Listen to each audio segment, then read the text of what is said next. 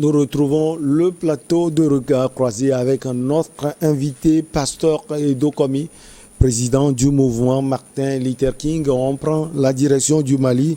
56 terroristes ont été neutralisés, 2 militaires maliens tués et un otage civil libéré dans des opérations menées par les forces armées maliennes dans les régions de Nara, Koulikoro et Douangza.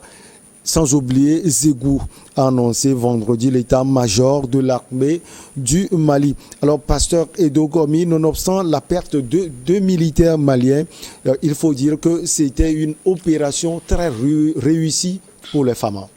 Alors, les opérations contre les groupes djihadistes par les FAMA connaissent au jour le jour progressivement de succès et on peut s'en féliciter.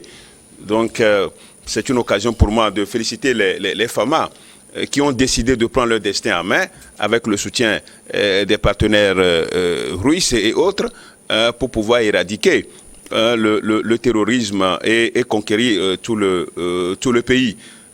Aujourd'hui, on voit quand même le retour des déplacés, le retour des exilés, le redéploiement progressivement des services de l'État dans des contrées qui ont été des bastions des djihadistes. Donc, les gens retrouvent leur fief, les gens retrouvent leur maison. Donc c'est une bonne nouvelle.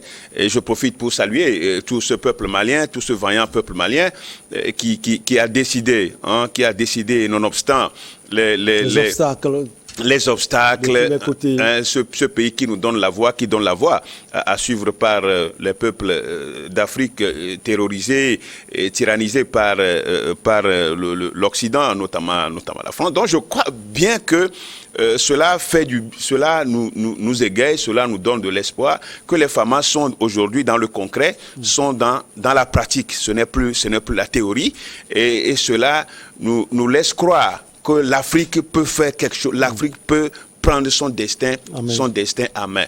Voilà, mais écoutez, de tous ces Maliens qui nous écoutent savent que moi personnellement, je suis malien, je le dis, et je suis malien, je suis nigérien à la fois, hein, je suis togolais, je suis africain, disons, et je dis que vous êtes aussi citoyen du monde. Je suis citoyen du monde, et il faut reconnaître que ce soit à Nara, que ce soit à Ségou, que ce soit à Koulikoro et autres, c'est des fiefs, hein, hier, c'est des lieux qui n'étaient pas d'accès. Par les forces de défense maliennes, parce que là, c'est des précarés, c'est des bastions des forces Barkhane qui ont élu de missiles, qui se sont donné ces territoires-là pour ne pas permettre aux forces maliennes d'accéder aujourd'hui. Je crois qu'avec la rupture de l'accord de défense entre la France et l'unité, surtout le départ, le départ, mais ce n'est pas encore acté, mais le probable départ des forces Barkhane donne aujourd'hui le pouvoir aux forces de défense de faire des excursions sur tout le territoire. Et donc c'est une bonne nouvelle. Il va falloir que les peuples, les FAMA soient appuyés par d'autres forces. Quelles forces, par exemple? D'Afrique. Ouais. Vous savez, pour le MINUSMA, vous savez, le secrétaire général de l'ONU même a reconnu que la présence de MINUSMA ne sert plus à grand chose, parce que le MINUSMA n'est pas dans la dynamique de combat. C'est la dynamique d'interposition, force d'interposition. Alors qu'aujourd'hui, on a besoin de combat contre les djihadistes, on a besoin d'attaque, on a besoin des équipements aéroportés pour faire face. L'interposition, pasteur Edo Komi, elle se fait comment? Parce qu'on voit des attaques récurrentes sur le terrain. Voilà, justement, c'est parce que cette interposition même fait des victimes au sein des MINUSMA. Des Togolais sont tombés, des forces, des contingents d'autres. Des éléments des contingents d'autres pays sont tombés, de nationalité sont tombés. Et donc, je ne sais pas pourquoi on va continuer par accepter la force d'interposition alors que les autres, les forces onusiennes ne tirent pas souvent sur les djihadistes, mais les djihadistes les attaquent et puis il y a des morts. Donc, je vois quand même qu'il faut que MINUSMA parte et libère le terrain. Ben, il ne faut pas aussi perdre de vue l'obstinence de la France à vouloir à vouloir rester même à exploiter l'espace aérien du Mali. Pasteur Edo Komi, ces derniers moments, est-ce que la France a encore affiché l'obstinence dont vous parlez? Oui, bien sûr. Quand vous écoutez les autorités françaises, on a l'impression que leur départ, c'est progressif. Ils vont pas céder progressif, mais ils seront là encore avec leurs drones. Vous rappelez de cette affaire de leurs drones qui ont espionné, la base militaire de Gossi. La base militaire de Gossi, dans ce cadre de fausses communes dont on nous parle. Et surtout, n'oubliez pas cette affaire de Mara où on continue de parler des centaines de morts. De Moura. Est-ce que vous pouvez admettre qu'on parle des centaines de morts? 100, et puis 200, c'est-à-dire des centaines de morts, et on continue de le dire.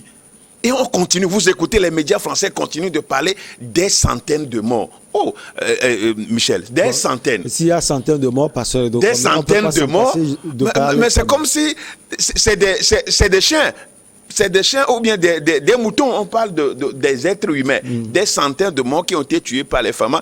Je crois que ça, nous étions tous d'accord que c'est une manigance. C'est une manigance. De la France, c'est une manigance de la France et de l'Occident pour pouvoir discréditer les femmes. Mais aujourd'hui, on se rend compte que le calme revient, la sérénité revient, la sécurité, le pays se stabilise, les femmes engagent de victoire, vont de victoire en victoire, et je pense que c'est une bonne chose. Donc, vraiment félicitations aux forces maliennes, aux forces armées maliennes qui sont décidées à conquérir le territoire malien. Donc, il va falloir donner suffisamment plus de moyens et plus de temps. À part la Russie, peut-être l'Union africaine aussi peut faire quelque chose comme vous savez, ça a été toujours notre critique. Notre critique par rapport à l'Union africaine. L'Union africaine n'a pas encore de force évidente sur le terrain. On n'en a pas. Il n'y a pas de troupes de l'Union africaine. C'est chaque pays qui, de manière disparate, qui envoie des contingents sur les terrains de guerre, sur le front. Donc ce n'est pas bon. L'Union africaine doit disposer en son sein. Je crois qu'il y a une commission de défense, de défense et de sécurité. Donc l'Union africaine doit disposer de forces stationnées, de forces qui sont stationnées et qui pour répondre en cas de besoin d'insécurité ou bien d'invasion d'un pays, on ne le trouve pas. Et la CEDEAO, à un moment donné, qu'on le veuille ou pas, aujourd'hui, qu'on le veuille ou pas, la CEDEAO n'est pas si mauvaise que ça. Non, il faut être franc. Ça venant de pasteur Edo. Oui, c'est vrai quand même que la CEDEAO est manipulée, des fois manipulée par la France, mais la CEDEAO n'est pas mauvaise. C'est l'Afrique. Mais c'est l'Afrique. Avec les Comores, vous vous rappelez, avec les Comores, cette force-là de la CEDEAO qui était au front, au Libéria, Sierra Leone, tout ça là, et qui a quand même sauvé d'une manière ou d'une autre ces pays, de toutes les façons. Même si aujourd'hui, on voit les efforts de médiation du président Faure Gnassingbé, le président du Togo. Justement, moi, c'est une fierté pour moi que mon pays soit sollicité, que le président Faure Gnassingbé, mon cher frère, le président de la République, soit sollicité. C'est le maintenant, il faut voir, est-ce que sa médiation va porter de fruits? Non, je dis, est-ce que sa médiation va porter de fruits? C'est la question que beaucoup, vous savez, sur les réseaux sociaux, les internautes, on se pose beaucoup de questions. Parce qu'au Togo, la situation n'est pas telle ça, même si on essaie de cacher comme quoi, ce n'est pas exactement ça. Les prisonniers, les gens qui sont en prison, les acteurs politiques, tout ça, ce n'est pas encore ça. Mais si on sollicite mon pays pour intervenir dans un autre pays en crise, moi, c'est une fierté. La citoyenneté, mais le patriotisme m'oblige à dire que c'est une fierté. Maintenant, l'issue de cette médiation, qu'est-ce que ça va donner? Les autorités maliennes ont fait un choix diplomatique, parce que n'oubliez pas que depuis un certain moment, la diplomatie entre le Togo et le Mali s'est renforcée avec le professeur Doucet qui acheva entre Lomé et Bamako. Même le chef de Faure Gnassingbé qui avait fait une visite d'éclair de quelques heures au Mali au moment où il y avait la sanction. Donc on sent que le président Faure Gnassingbé n'est pas totalement d'accord avec l'impression que nous avons, c'est qu'il n'est pas d'accord avec ça. Vous savez, les gens le disaient depuis les sommets. Le port de Lomé est nourri par le Mali, pas les Maliens. Les Maliens, c'est des grands hommes d'affaires qui sont partout, surtout au Togo, le port étant un port en eau profonde, qui sert beaucoup aux pays de l'interland, le Burkina, le Niger, le Mali. Et donc, le président Faure-Gnassingbé s'est rendu compte que l'économie togolaise et surtout les chiffres, les recettes du port ne sont plus ça, parce qu'avec cette sanction de Mali. Bon, donc c'est tout à fait normal, chacun prêche pour sa chapelle. Bon, donc, je dis que le Mali avance. Le Mali avance et je crois bien que nous pouvons faire quelque chose avec le Mali. C'est un appel à la solidarité africaine. C'est un appel à la solidarité africaine. Il ne faut pas continuer par attendre trop de l'Occident. L'Occident ne vient que pour ses intérêts. Et d'ailleurs, il n'y a pas d'amis. Il n'y a pas d'amis dans les relations si ce n'est que des intérêts. Il n'y a que des intérêts. Donc je crois vraiment, les FAMA avancent vraiment. Les FAMA... au jour le jour, sont en train d'engranger de victoires et je pense que les terroristes aujourd'hui doivent avoir le feu, doivent avoir le feu aux fesses parce que cette détermination, cette bravoure des forces des FAMA, c'est la preuve que bientôt le Mali sera libéré et il faut donner du temps aux autorités de la transition pour pouvoir mener une fois de bon cette œuvre-là, pacifier le pays et puis permettre à tous les citoyens maliens de se retrouver et puis de construire ce pays riche, ce pays aujourd'hui qui fait la fierté, ce pays qui ne lésine pas sur les moyens pour revendiquer sa souveraineté, cette souveraineté qu'on est en train de voir aujourd'hui, même si la France n'est pas prête à libérer, à laisser le Mali, à laisser ce pays libre. Les Maliens sont décidés, Assimi Goïta et les siens sont décidés. Et je crois que c'est une bonne nouvelle pour nous, parce que la sécurité au jour le jour revient au Mali. Des opérations de routine et de sécurisation des personnes et de leurs biens, de même que la protection des forces se sont poursuivies avec attention particulière sur la région de Ménaka. C'est une opération tous azimuts finalement pour les FAMA. Oui, mais c'est une opération tous azimuts. Donc, plusieurs fronts sont ouverts sur le territoire pour chasser et neutraliser les forces djihadistes. Je crois que aujourd'hui, il y a le brainstorming, c'est-à-dire le cerveau. On sent quand même qu'il y a un génie militaire malien qui est là, qui a l'état-major, qui coordonne les activités pour pouvoir mieux cerner l'ennemi et les ennemis et les neutraliser. Et je pense que c'est ça qui juste est en train de donner, de porter ses fruits, de procurer ses victoires aux FAMA. Et je crois que ce n'est plus comme avant. Autant vous vous rappelez que autant de Ibrahim Boubacar, on avait de difficultés à être équipés, à avoir des équipements de pointe, des équipements aéroportés pour pouvoir, des drones pour pouvoir orienter, pour pouvoir cibler les djihadistes qui étaient d'ailleurs dans des milieux, on avait l'impression comme s'ils étaient transportés d'un lieu à un autre. Est-ce que les faux djihadistes avaient des drones, avaient des équipements aéroportés, avaient des hélicoptères, puisque leur mouvement à l'époque laissait penser comme s'ils étaient transportés d'un lieu à un autre, parce qu'ils ne pouvaient pas aller à moto, ils ne pouvaient pas aller à véhicule. Quand on voit qu'il y avait une certaine lumière dans leur mouvement de lumière dans leurs agissements, je crois qu'aujourd'hui, ils sont à la débandade, ils ne savent plus quoi faire, parce que leur soutien, ils ont perdu leur soutien. Les djihadistes ont perdu désormais leur soutien. Vous comprenez déjà. Les djihadistes ont perdu aujourd'hui leur soutien sur le terrain et je pense que ce qui va faire mal, c'est que ces djihadistes vont fuir pour aller sûrement au Niger, pour aller au Niger, accompagner même.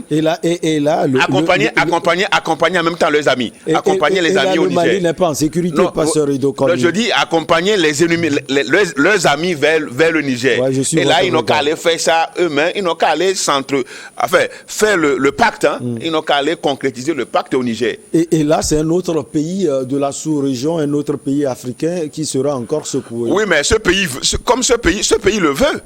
C'est comme le Mali l'a voulu. Non, oui. Aujourd'hui, le Mali est en train de se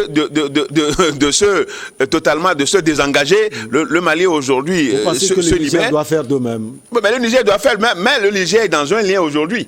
le Niger est lié aujourd'hui par les forces Barkhane qui vont quitter pour aller se loger, pour aller élire le siège au Niger avec le président, le président Mohamed Bazoum. Donc, si tout dernièrement on dit que les forces nigériennes étaient vraiment des forces efficaces sur le terrain, non, il faut pas se leurrer. Il faut pas se leurrer parce que les attaques au Niger, on en a vu. Aujourd'hui, ce qui est important, c'est que le Mali, les attaques diminuent au jour le jour, ce qui veut dire que la force de nuisance des djihadistes est presque atténuée. Oui. Et aujourd'hui, les Maliens, les FAMA doivent foncer et libérer rapidement le territoire et pour permettre à ce pays maintenant de se donner au plan de développement de ce pays qui aujourd'hui est une fierté pour nous. On continue